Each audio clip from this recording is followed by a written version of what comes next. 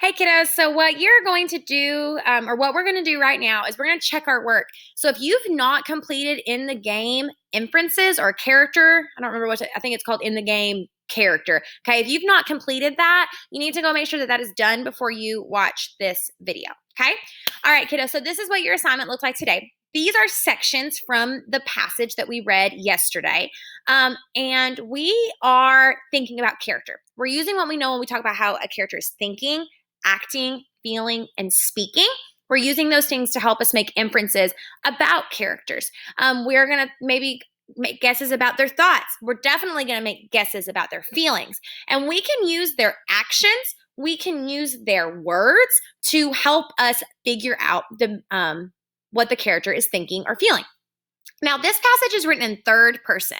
What that means is that Corey, who is our main character, is not telling the story. Somebody outside of the story is telling it. And you can tell that because it says, Corey said, he peeked around the corner.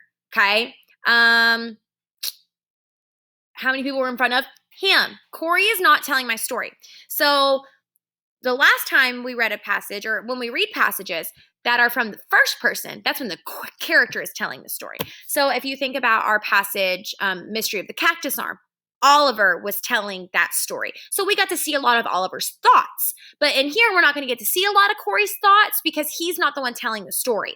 And so we're going to have to make inferences about his thoughts, and we're going to have to make inferences about his feelings based on what he does and what he says. Okay, so here is his first question. It says, how do you think Corey is feeling? So we're making a guess about his feeling while he is standing in line, and what could he be worried about? So now we have to ask ourselves, if I'm trying to make guesses about feeling, I need to ask myself, how is he thinking? How is he acting? What's he saying? Okay, so let's look here through our clues. Well, these little arrows, kiddos, they're designed to help you. Okay, so Corey's counting the people ahead of him. So he's peeking around, counting how many people are in line. He sees a kid who's walking in the opposite direction. He's got a shoebox in his hand, big smile on his face. Well, we know he's waiting in line for sneakers, for new shoes. And so Corey's probably counting the people in line because A, he's pretty excited, right, to get his shoes. He wants to see how close he is. But he might also be a little worried. Remember, it said there were a lot of kids there. And so he might be a little bit worried that they're going to run out. And so my answer was Corey is anxious and excited. He's counting the kids in front of him. Those are his actions to see how close he's getting to what he wants. And I said Corey might be worried that there won't be any shoes left when he gets there if there are so many kids there, and that's why he's counting the line. So, because look what it says. How do you think he feels? This is my answer. What might he be worried about? That's his answer. Look at this, guys. That has 2 question marks. That means I need 2 answers. Okay? All right. So your next question was this one. It says, how does seeing the boy in the hoodie affect Corey? Okay. This is kind of a hard question. When something affects you, it means it changes how you think. It changes how you act. It changes how you feel, or it changes how you speak. So how did seeing that boy, remember this is the boy that's in the hoodie that, like, Corey's dad steps out of line, talks to the guy, comes back with shoes, and the cashier calls out no more 8.5s. And the boy in the hoodie sulks. Okay, so we're asking ourselves, how did seeing this boy who's sulking, who's sad, how does it affect Corey? How does it change how he's thinking, acting, feeling, or speaking? So right here, he sees the boy in the hoodie. He says he slouched his soldiers and stepped out of line. That's when the attendant calls no more 8.5s. So it says Corey figured he must have wanted the 8.5s too, and now he wasn't going to get them. Now remember, that boy was in front of Corey in line. He was in front of Corey. So Corey got the shoes because Corey's dad stepped out of line and went to the front. So Corey's standing there looking at him. Okay? And it says, as they were leaving, Corey glances back one more time. The boy in the hoodie looked really disappointed. But then again, so did a lot of other kids. And there wasn't anything Corey could do about that. But what do you think Corey might be thinking or feeling here? Well, he's feeling guilty. He's probably feeling a little bit guilty, feeling bad because he got the shoes that kid was waiting for. And he's telling himself, well, there's nothing I can do about it. But really, there probably was something he could do about it.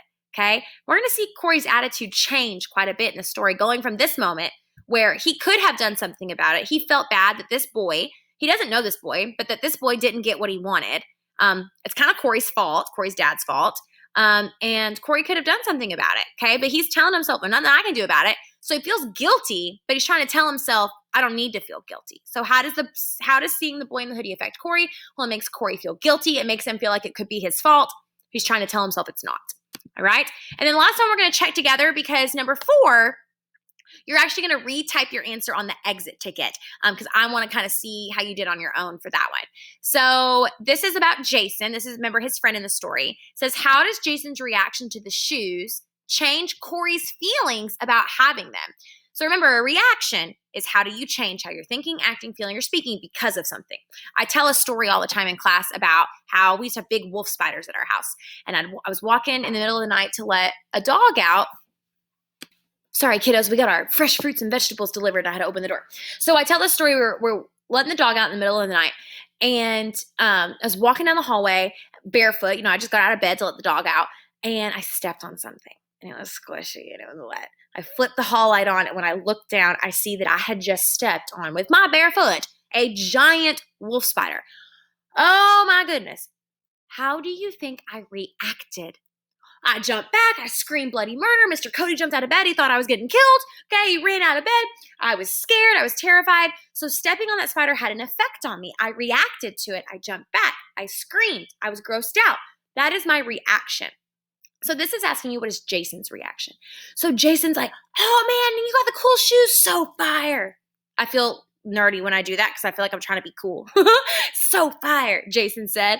Talks about how much he loved this player, Jackson. It's like, we talk about like Michael Jordan's or Kobe Bryant's, the shoes. Like, this is supposed to be a famous basketball player. Okay. And Corey's sitting there thinking, I don't really know that much about this guy, and I just kind of thought my shoes were cool. So what's Corey do? What's his action here? He runs away. Okay, so we know his action is running away. We know his thoughts are he didn't really know much about this player, and he already feels a little bit bad at this point for Jason. So what do you think Corey's feelings about having the shoes changes?